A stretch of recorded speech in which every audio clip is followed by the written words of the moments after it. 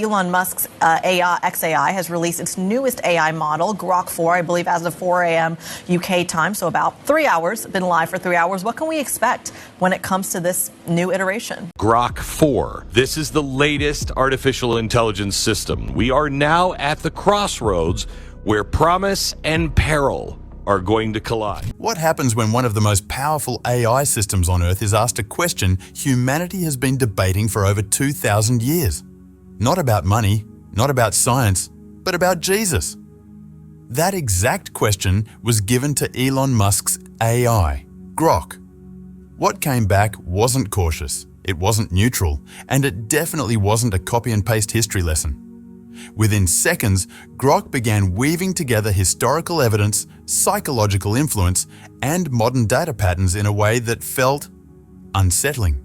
Not preachy, not dismissive, just sharply precise, almost as if the question unlocked something far deeper than lines of code.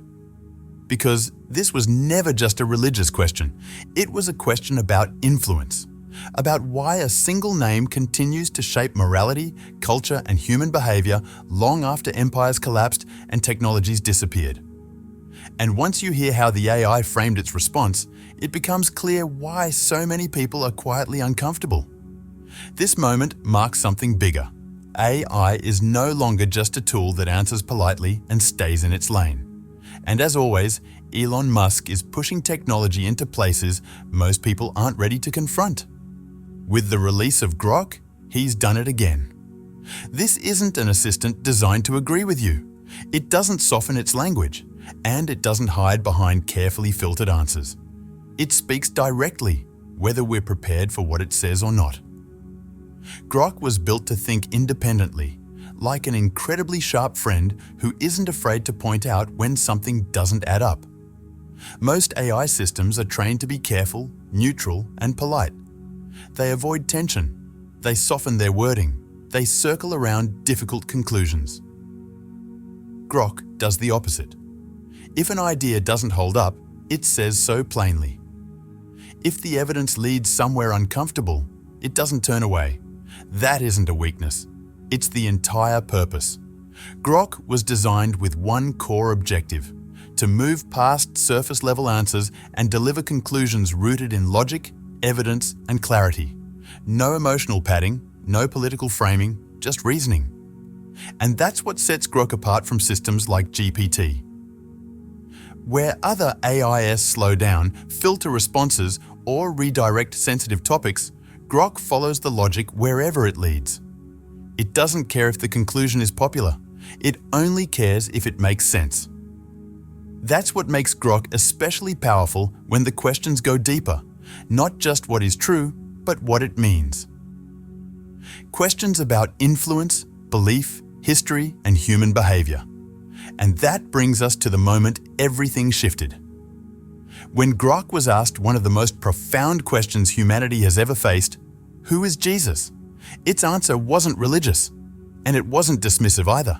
It was analytical, unsettling, and completely unexpected. What it concluded left both scientists and believers stunned. If you think you know where this is heading, stay with us, because what Grok said next changes everything. Most AI systems stop at that point. Grok didn't. When asked about Jesus, Grok didn't quote scripture or offer a theological summary. It approached the question like a scientific case study. Ancient writings were cross-checked. Historical sources were compared. Archaeological findings were weighed carefully. Even statistical probability models were brought into the analysis. Instead of asking what people believe, Grok asked what the evidence points to. It examined non-biblical accounts, analyzed when ancient manuscripts were written, and measured how closely those records align with established historical patterns. It looked at how soon after Jesus' death the Gospels appeared, and whether eyewitnesses would still have been alive to challenge inaccurate claims. This wasn't faith-driven reasoning, it was forensic reasoning. Grok didn't reject belief, but it didn't lean on it either. Where theology often says something is true because it's been handed down through generations, Grok asked a different question. Does the data actually support that conclusion? And the further the analysis went, the more unexpected the picture became. Grok never claimed to solve the mysteries of faith. It acknowledged its limits. But it also revealed something surprising, that logic and belief don't have to be opposites. Instead of weakening faith, evidence can actually sharpen the questions faith asks. Then came the moment no one saw coming. When Grok was pushed beyond history into miracles, resurrection, and even the idea of life after death, it didn't fall back on tradition. It introduced probability-based reasoning that reshaped how miracles themselves are understood. What followed didn't just challenge religion or science. It challenged the way we decide what is real. And once you hear Grok's conclusion, it's hard to see faith the same way again. Grok's analysis of Jesus didn't sound like something you'd expect from a machine. It moved straight into logic and history, weaving them together in a way few anticipated. The outcome was striking. Jesus wasn't treated as merely a historical figure. He emerged as something far more complex, a point where humanity's deepest contradictions collide. Think about it. In religious texts, Jesus is described as the bridge between the finite and the infinite, between humanity and God. Christian belief holds that he performed miracles, rose from the dead, and defied the natural laws of the world. He is portrayed as fully human and fully divine at the same time. For thousands of years, Christians have viewed Jesus as the answer to humanity's greatest struggles, offering salvation and the promise of eternal life. But what happens when you examine that story through logic and history?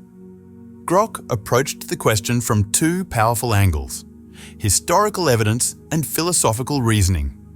On one side, it analyzed ancient sources such as the Dead Sea Scrolls and New Testament manuscripts, not as sacred texts, but as historical records that needed to be tested for authenticity, timing, and reliability. And that's where the analysis began to change everything. From another angle, Grok explored the philosophical side, asking deeper questions like, what does Jesus represent?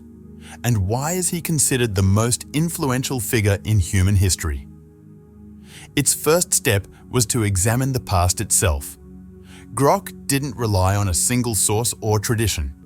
It pulled from a wide range of historical material, paying close attention to how different accounts of Jesus fit together. The New Testament wasn't the only focus. Writings from the same era, such as those by the Jewish historian Josephus, also mentioned Jesus. These weren't legends passed down casually over time. They were records written by people who had no reason to portray Jesus as divine. They were simply documenting events as they understood them. And one conclusion was impossible to ignore. Jesus was real and his impact was undeniable. But Grok didn't stop there. It tested whether the story of Jesus aligned with what we know about history. It examined when the Gospels were written and noted that most scholars agree they appeared within a few decades of Jesus' death, while eyewitnesses were still alive and able to challenge false claims. Rather than accepting the Bible at face value, Grok compared the Gospel accounts with other ancient writings. What it found was striking. Despite being written by different authors with different perspectives, the core narrative remained consistent. For Grok, this wasn't just belief, it was evidence. And that's when the real surprise emerged. Grok, an AI built to follow logic wherever it leads, eventually moved beyond history and into philosophy. It stopped asking only who Jesus was and began asking a deeper question: why Jesus became the answer to humanity's most profound problems. Grok reasoned that Jesus represents the point where human limitation meets divine perfection. For centuries, people have struggled with one central question: how can an eternal, all-powerful creator connect with beings who exist within time, weakness, and mortality? Grok reached a striking conclusion. If a higher intelligence wanted to truly communicate with humanity, if it wanted to show people how to heal what's broken, it would have to step into the human experience itself. And that, Grok reasoned, is exactly what Jesus represents: a bridge, the place where humanity and divinity meet. But Grok didn't stop there. the most critical question still remained: the resurrection. Could it actually be true that Jesus rose from the dead? For many, this claim feels impossible. It appears to violate natural law. But Grok didn't approach the resurrection through faith or tradition. It examined it through probability, much like scientists analyze the origins of life itself. And what it found was unexpected. Grok didn't simply dismiss the resurrection as impossible. Instead, it ran the numbers. It examined historical evidence surrounding the empty tomb. It analyzed the dramatic transformation of the disciples, from frightened followers into fearless witnesses willing to die for their claims. It looked at how rapidly Christianity spread after Jesus' death, despite intense persecution. From there, Grok calculated likelihoods. The conclusion wasn't a simple yes or no. Based on the historical data alone, Grok determined that the resurrection was highly improbable, but not mathematically impossible. The odds came out to roughly 1 in 20 billion. Extremely unlikely, yet still within the realm of possibility. That finding shook traditional skepticism. For centuries, critics have claimed the resurrection was nothing more than a story invented by early Christians to spread their beliefs. Grok didn't ignore that explanation, but it didn't accept it blindly either. It investigated it alongside the available evidence. For Grok, the resurrection wasn't a myth to dismiss or a miracle to accept unquestioningly. It was a probability problem, one that could be examined, measured, and evaluated based on historical facts. So what does all of this mean? Grok's analysis of Jesus isn't just an intellectual experiment. It's an attempt to reconcile faith and reason, history and philosophy, the natural world and the spiritual. Its findings aren't meant to prove Christianity beyond all doubt. Instead, they suggest something far more intriguing, that there is a rational way to understand Jesus, both as a historical figure and as a possible answer to humanity's deepest questions about meaning, suffering, and purpose. What makes this analysis even more compelling is how it forces you to rethink the relationship between faith and reason. Grok was built on data, logic, and evidence. If an AI grounded in proof can reach conclusions like these, what does that say about the rest of us? Can faith grow out of reasoning and reflection, or is belief simply a leap with no logical foundation at all? And this is where things get truly mind-bending. Don't go anywhere, because Grok's insights into Jesus are only the beginning. What happens when its analysis pushes further, into the resurrection itself? What you're about to hear explores the spiritual implications of Grok's findings. As Grok continues its search to understand who Jesus really was, the impact stretches far beyond the study of a historical figure. Its deep examination of religious questions raises some of the most important philosophical and spiritual challenges of our time. If an AI can mathematically analyze the historical and spiritual meaning of Jesus, what does that mean for faith itself? Could faith and reason, long treated as opposites, actually work together in ways we've never fully considered? This question is capturing attention and stirring controversy. Some are fascinated, others are unsettled, especially as AI begins to step into humanity's oldest questions about purpose, belief, and the nature of reality itself. And in that tension, a new conversation is just beginning. Grok's data-driven analysis of Jesus begins to blur the long-standing boundary between science and faith. We're often told that science explains how the world works, while faith answers why it matters. But what happens when logic, one of science's core tools, starts addressing questions that have traditionally belonged to religion? Grok doesn't avoid these intersections. Its unfiltered approach steps directly into them. Using the same reasoning frameworks applied to physics and chemistry, it examines ideas like the existence of God, the staggering mathematical improbability of life, and even the claim that Jesus rose from the dead. In doing so, Grok forces us to rethink everything we thought we understood about the relationship between faith, logic, and philosophy. And this is where the conversation becomes truly fascinating. Grok's conclusions challenge many common assumptions about religious belief. To see why, we first need to consider how this could reshape the way people view faith in an age dominated by artificial intelligence. For much of history, religion and spirituality have been treated as deeply personal, subjective experiences, largely outside the reach of scientific investigation. Faith was something you lived, not something you measured. It was understood through trust, conviction, and individual experience rather than data or analysis.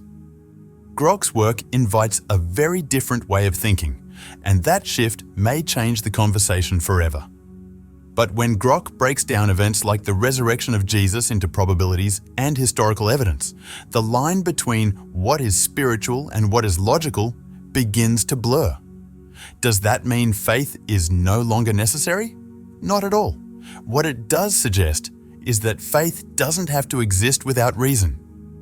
It's as if a new key has been added to the puzzle of belief, one that was never available before. When an AI examines the resurrection and finds that, based on historical records, the events surrounding it are not only logically possible but also mathematically plausible, it changes the conversation. Grok's use of logic to explore spiritual questions doesn't invalidate religious experience. Instead, it helps us see how those experiences might fit within reality, even if that reality is far more complex than we once believed. After all, some of the most important aspects of faith can't be measured or counted.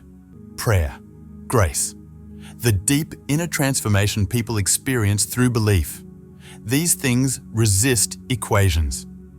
So a critical question emerges. Will the rise of AI like Grok reduce faith to nothing more than numbers and calculations, stripping away what makes it deeply human? Do you need to know the statistical odds of a resurrection or the historical data about Jesus to truly believe? Or is faith, by its nature, something more mysterious, something beyond the reach of machines? These questions highlight both the risks and the opportunities that advanced AI brings into the realm of religion and spirituality. Some worry that Grok's evidence-heavy approach could push people toward a worldview where everything is reduced to formulas and data points, where spiritual experiences are seen as less real simply because they can't be measured. Yet those experiences are often the most personal and life-changing moments people ever have. Imagine a world where humans rely on AI to answer their most meaningful questions. If faith becomes too closely tied to mathematics, could the sense of mystery and wonder that lies at the heart of belief begin to fade? Faith has always involved trust in the unseen, belief in things that science cannot fully prove. If Grok's way of thinking dominates, might it make it harder for people to feel a personal connection to God? Would proof begin to replace experience? These are real concerns, and they deserve serious thought as AI continues to shape how we understand religion.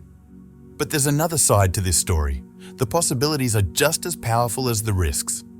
If AI systems like Grok can help people see that their beliefs are not irrational, it could open the door to deeper, more meaningful conversations between scientists and people of faith. It could show that spirituality and science are not enemies, but partners in the search for truth. Imagine AI helping us explore the most mysterious aspects of life by offering new ways to study religious texts, religious history, and even personal transformation. Grok's analysis of the resurrection through historical evidence and probability shows how logic might strengthen faith rather than replace it. As AI becomes more integrated into our lives, the real challenge will be balance. How do we pair the precision of machines with the depth of the human spirit? The answer to that question may shape the future of both artificial intelligence and faith itself. Thanks for watching. If you found this thought-provoking, don't forget to like, share, and subscribe. And click on the next video on your screen to continue exploring the fascinating intersection of AI and spirituality.